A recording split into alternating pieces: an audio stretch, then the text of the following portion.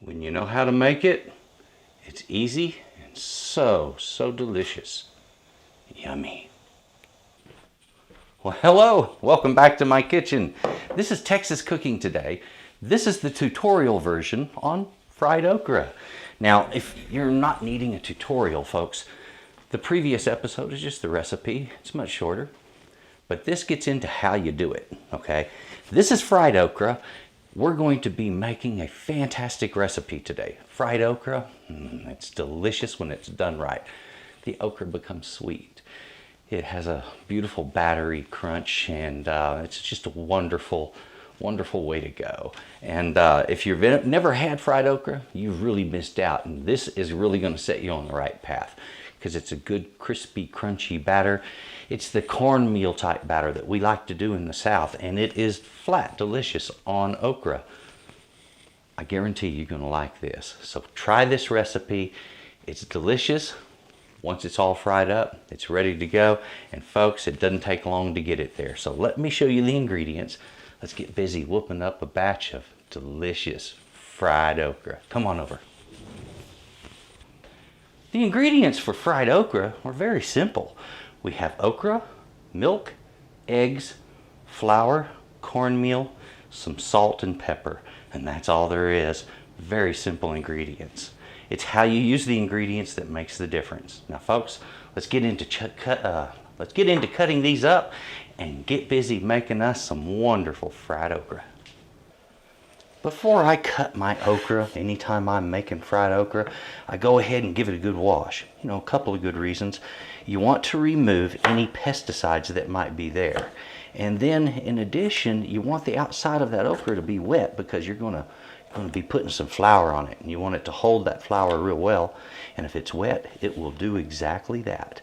Now, if you'll notice, I'm cutting off that end where it attached to the plant, the stem end. Some folks like to cook that up, and that's fine if you want to. I'm not too partial to it, so I like to go ahead and remove it from my fried okra. I use only that part. Generally, when I am cutting up okra to fry, I will make that tip piece a little longer, generally about 1 inch, because it fries up real nice like that.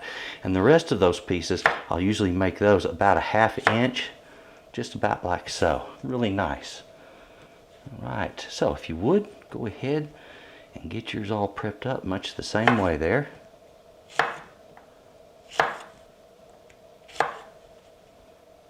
There we go. And they do not have to be perfect, all right? A little bit of variation isn't going to hurt at all.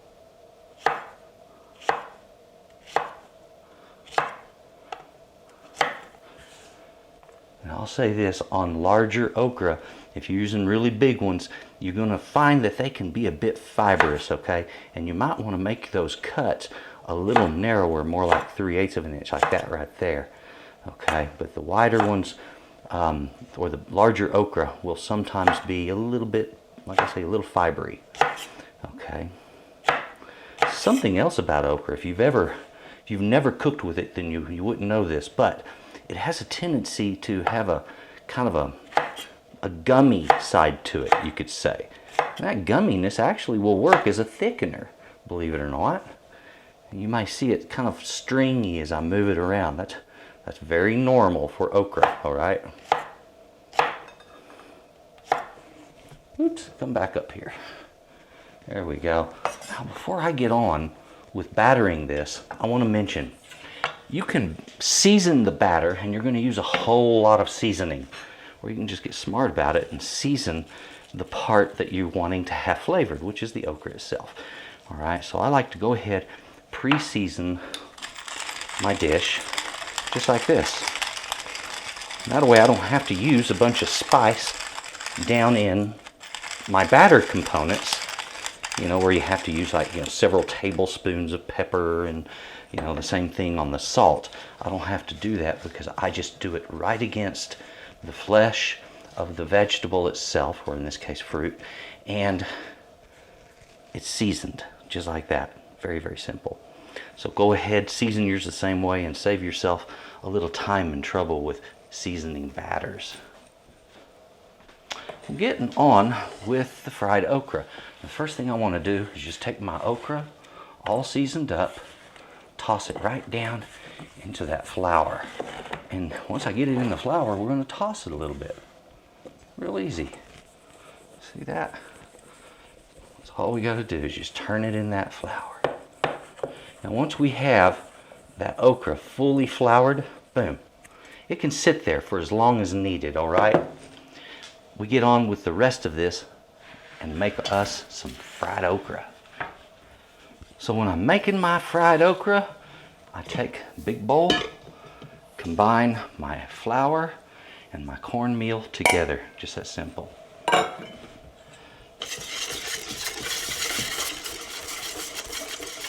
And again, because we've already seasoned the okra, we don't have to season this batter.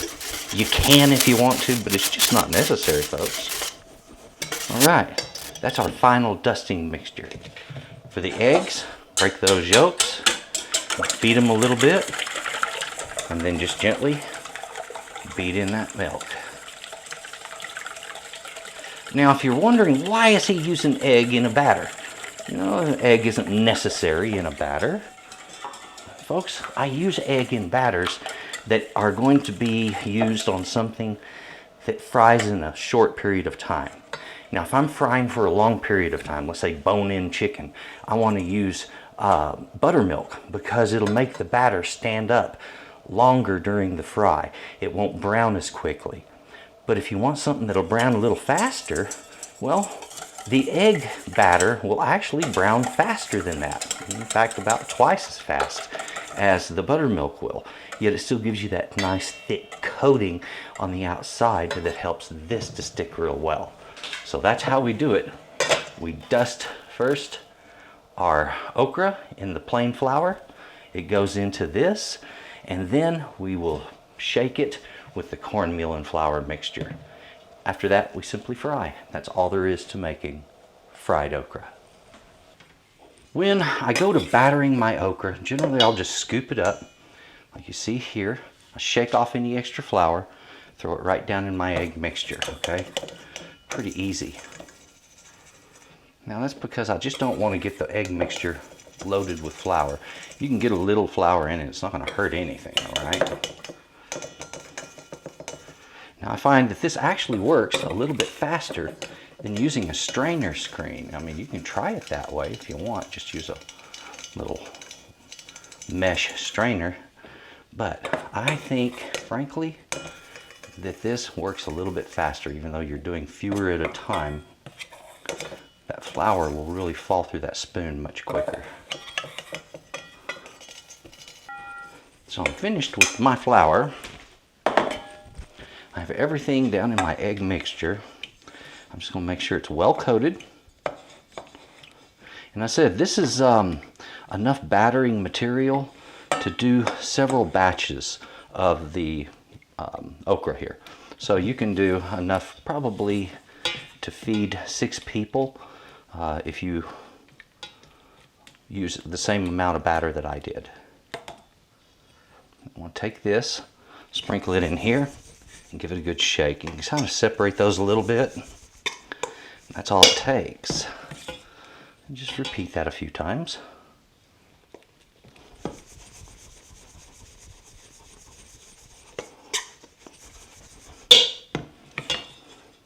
So not a lot to it, is there?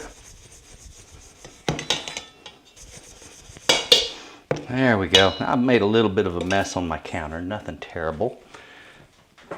However, what I have now is okra that's properly battered and ready to fry. Look at that.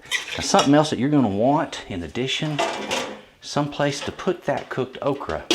You can put it on pan racks like I have here. These are what are commonly used in the commercial world of cooking. Pan racks are used for raising food off of a surface. It helps to keep the food from getting moist underneath as it sits on that surface. You can also use paper towels. It's another neat way of picking up the oil and keeping it from getting too moist underneath. Give either a try, but have a place ready for that cooked okra when it comes out. Now we need to heat our oil up to 325 degrees, and this is ready to go in it. I do want to mention heating your oil. Go ahead and get that oil good and hot, and you're going to know the right temperature because you're using a fry thermometer. Folks, get a frying thermometer.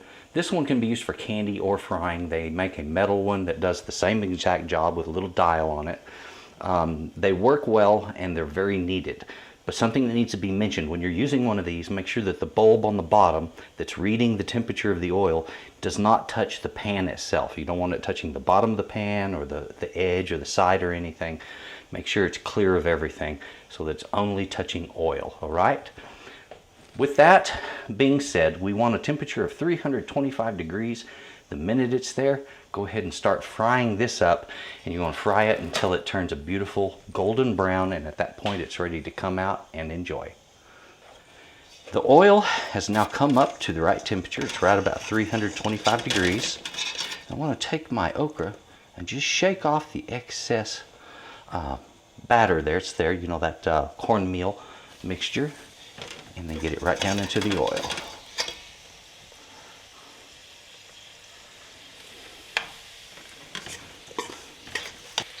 Now, folks, if you get a little of that cornmeal down in there, don't worry about it. I'm just trying to keep from getting a whole bunch of it down in my pan because I don't want it burning on the bottom of the pan. What we're looking for here is just a good, even golden brown. We're going to eventually get that across all of those. Today I started by using some medium-sized okra, and that was about 16 of them. This recipe will do a lot more okra than that, okay? So you can get busy just frying it up if you have a lot of mouths to feed. This will easily provide enough okra for 2 to 3 people. I am using to this okra 1 cup of milk, 4 eggs, and there's a ratio equivalent you need to understand that I use when battering. I will use 1/4 of a cup of milk to 1 egg, okay? And an egg is considered to be 1/4 of a cup. That's the best way to match up that recipe. For my other ingredients, it was 1 cup of flour mixed with 1 cup of cornmeal to make my final batter, and then 1 cup of flour for the pre-dusting on the okra, and our pepper and salt to taste. On that, just season it the same way you would season any dish, all right? Very easy.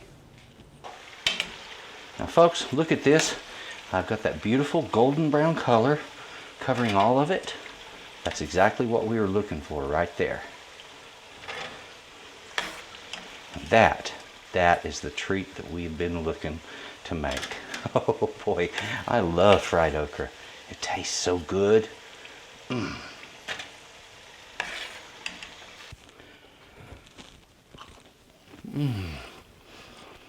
Oh man, I do so love fried okra. Crunchy, crispy, sweet, delicious. When it's done right, it's fantastic. And this is doing it right. Folks, give this a try. You're going to love it. Thanks for watching. Please look in the comments box. It's going to tell you more about how I do my videos, why I do them the way I do them, why I have 2 different kinds of videos for every recipe, all of that. So please take a look at that. My website also, S.A.Trotter.com. That's where I sell my recipes and my services. Folks, thank you very much. If you would take a look at that and the rest of what I have for Texas cooking today, you'll be surprised at just how good it all is. Thank you for watching. Enjoy your fried okra. I'm going to be.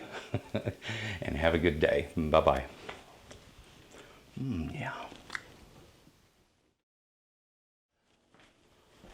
I wanted to mention to you my recipes. Yes, I sell my recipes. Okay, look. Some people, they give the recipes out for free and they charge for the tutorial. So I do it the opposite on YouTube. You get the tutorial for free. I charge for the recipe. I did a lot of work, a lot of writing, a lot of extra stuff that goes with this, okay? Come over a little closer. Let me show you one of these up close so you really realize what you're getting. And then also, I'm offering one for free. We'll take a quick look at that right now. Come here. This is what I'm talking about right here. When I fill out a recipe, when I write one, I always bullet point all of the ingredients, okay? A simple one or a complex one. in addition, number the instructions. And often I'll give pictures with it. Now, not all of them are this well done, but this is what I'm going for on every single one from here on out. All of my new recipes you're going to see done this way. And on the end of the recipe, there's always a place for notes for yourself, okay? Right now, go to my website. You're going to get this one right here for free, okay? Cinnamon rolls. Enjoy that cinnamon rolls recipe and take a look at the others I have. They're really worth your time.